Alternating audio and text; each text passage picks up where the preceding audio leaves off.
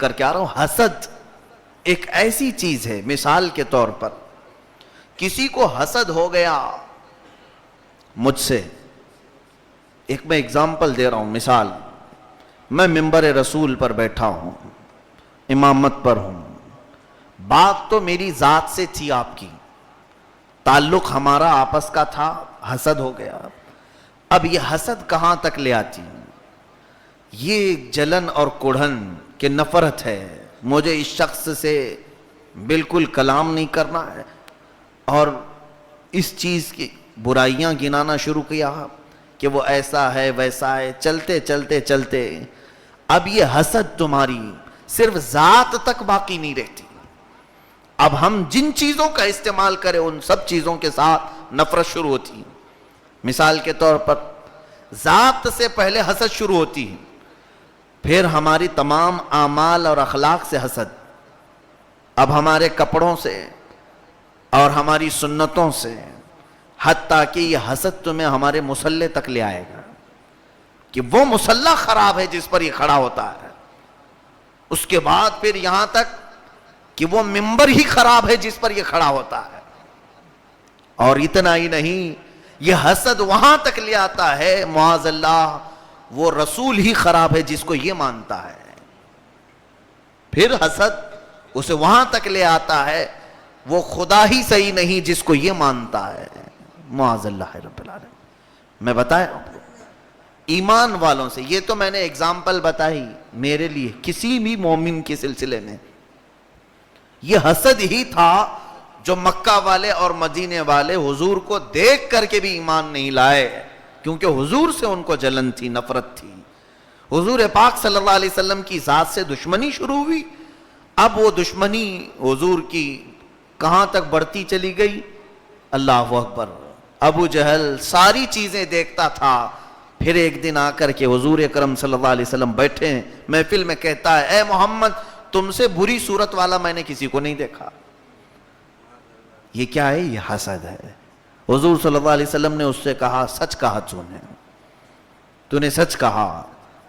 وہ اپنی بھڑاس نکال کر نکلا تھا کہ سیدنا ابو بکر صدیق رضی اللہ عنہ تشریف لائے، اور انہوں نے کہا ما رأیت اجمل منک یا رسول اللہ صلی اللہ علیہ وسلم، اے اللہ کے رسول آپ سے زیادہ حسین میں نے کسی کو نہیں دیکھا.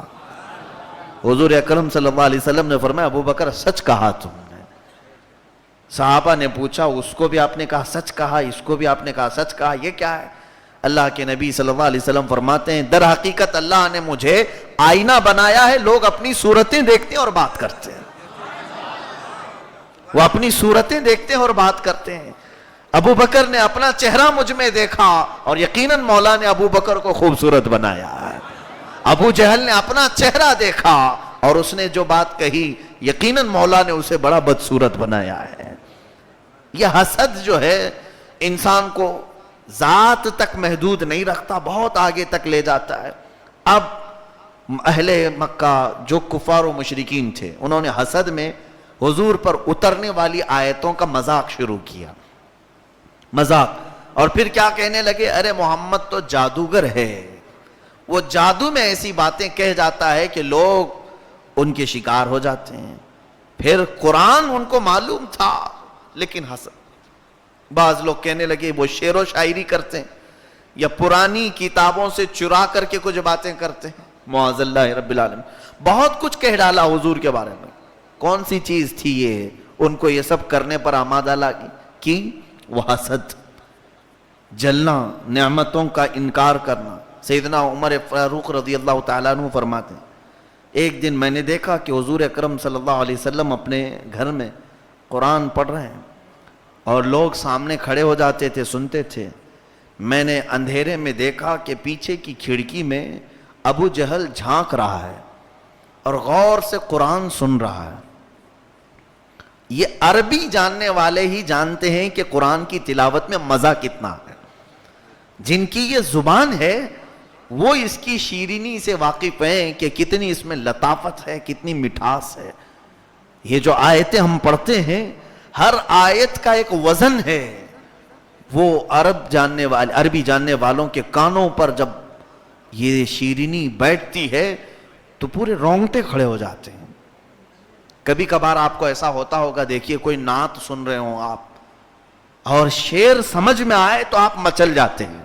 ہوتا ہے اسی ہے, اردو میں ہے آپ جانتے ہیں, اسی لیے مچل گئے آپ.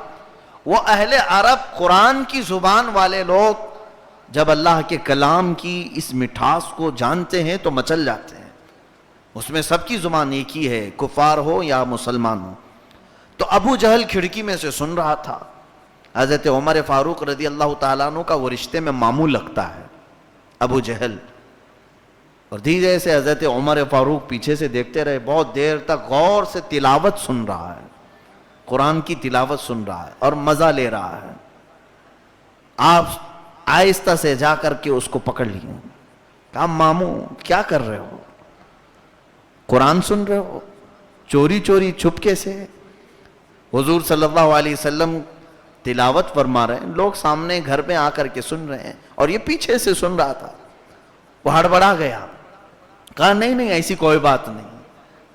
پھر حضرت عمر اس کے بھانجے بھی تھے, پوچھا بتاؤ تو صحیح کیا بات ہے, آپ یہاں کھڑے ہو کر کے سن رہے ہیں, سچ بتاؤ قرآن سن رہے تھے کہ نہیں؟ ابو جہل نے کہا ہاں عمر قرآن ہی سن رہا تھا. کہا پھر اچھا لگتا ہے؟ کہا عمر سچ بات اگر بتاؤں تو قرآن جیسی لذت آج تک میں نے کسی کلام میں نہیں دیکھی. یہ کس کی بات ہے؟ ابو جہل کی بات ہے کہ اس میں ایک عجیب سی شیرینی ہے, مٹھاس ہے. محمد کی زبان سے جب یہ سنتے ہیں تو لطف ملتا ہے. ظاہر سی بات ہے شرم کی وجہ سے سامنے آ نہیں سکتی, اتنی دشمنی جو کر لیا تھا. حضرت عمر نے کہا کہ ابو جہل سے تو پھر سامنے کیوں نہیں آ جاتے, ایمان کیوں نہیں لے آتے, محمد کے پیچھے ہی کیوں نہیں چل پڑتے؟ اس نے کہا نا, ناک کا مسئلہ آئے گا, ناک کٹ جائے گی. بغاوت میں نے کی, لوگوں کو بھڑکایا میں نے, اور پھر اب میں ان کے سامنے چلا جاؤں تو میری قوم مجھے کیا کہے گی؟ یہی حسد ہے جو ایمان لانے سے انہیں روک دیتا ہے. یہودی اور عیسائی بھی آج اس بات کو جانتے ہیں کہ قرآن ہی سچا کلام ہے.